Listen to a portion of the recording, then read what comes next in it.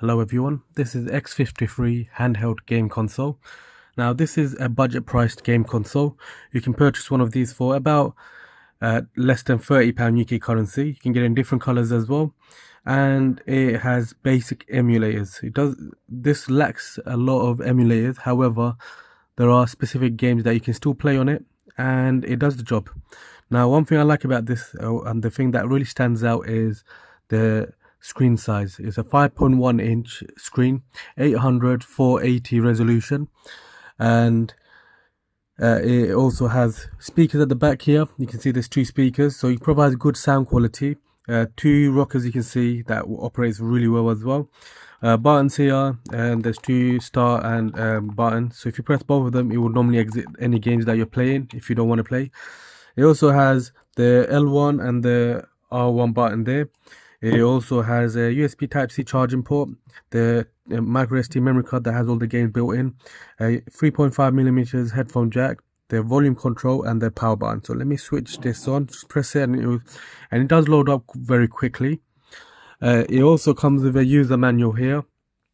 It comes with some earphones, but obviously you can use your own ones, but they provide some. It comes with a USB Type-C cable and an AV port cable, so you can connect this here, and if you got this type of AV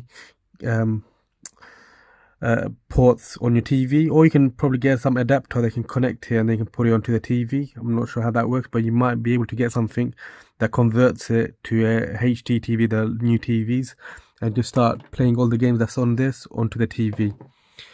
Now otherwise I've shown you all the buttons and everything, and the back it looks like this, so it's very comfortable to hold, a big screen.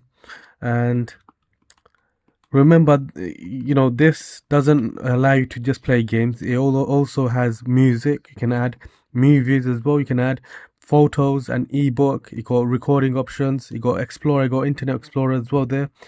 You got settings here where you got the languages that you can choose from. So you can see it does have quite a few different languages to choose from.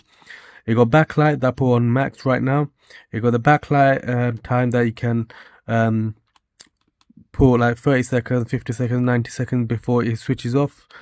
You got output option, key tone on, product information, factory default here.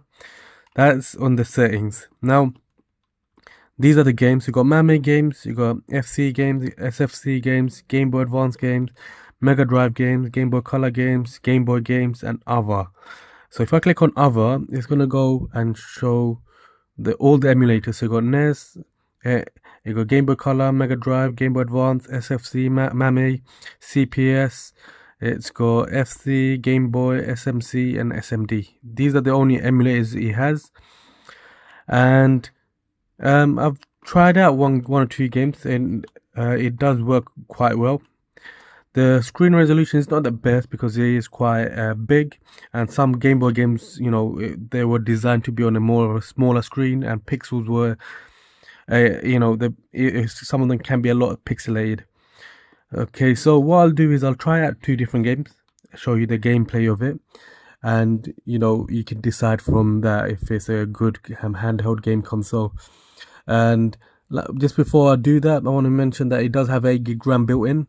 It supports up to 128GB memory card, and yeah, I mean, it lacks build quality. The build quality is not the best. The software that it has built in is not the best, and it lacks more emulators. So PSP, PlayStation. I think PlayStation is there. I'm not sure. I don't think it is, but it is lacking quite a few, Dreamcast, etc. Alright, so stay tuned. I'm just going to choose a random one or two games and you can see the gameplay. Okay, so I'm going to try out this game. It's a Game Boy Advance Harry Potter game. So when you click on it, it just says new game and end game. Especially the fact that you start the game and you're halfway through the game and you think it's not being saved. Bear in mind that you can click on new game, and when you press that, press these two. These two, this one and this one, then it gives you the option to load from the part you saved. So whenever you're playing a game, always press these two, and it gives you the option to save it. So I'm going to load it, and it's going to go straight to where I started. So you can see It's already started.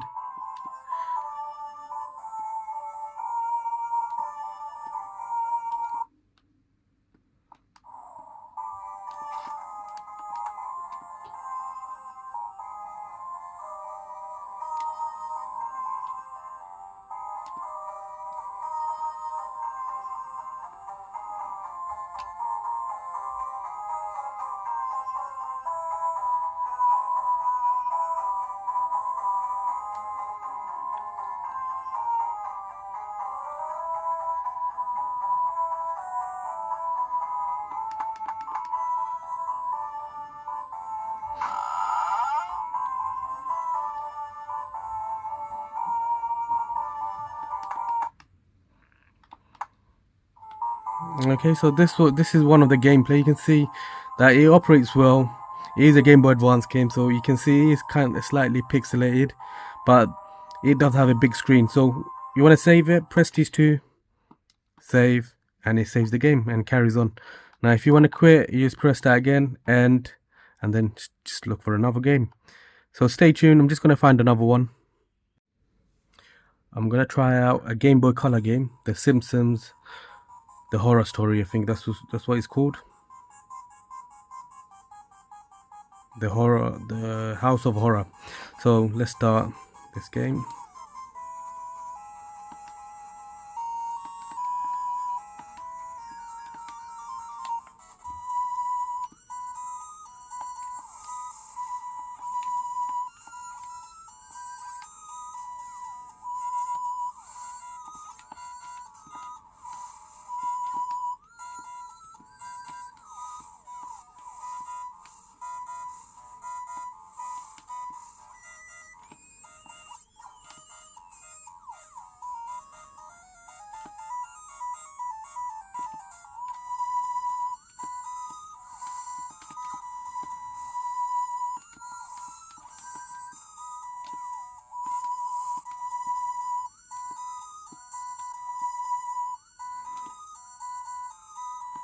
I mean, for a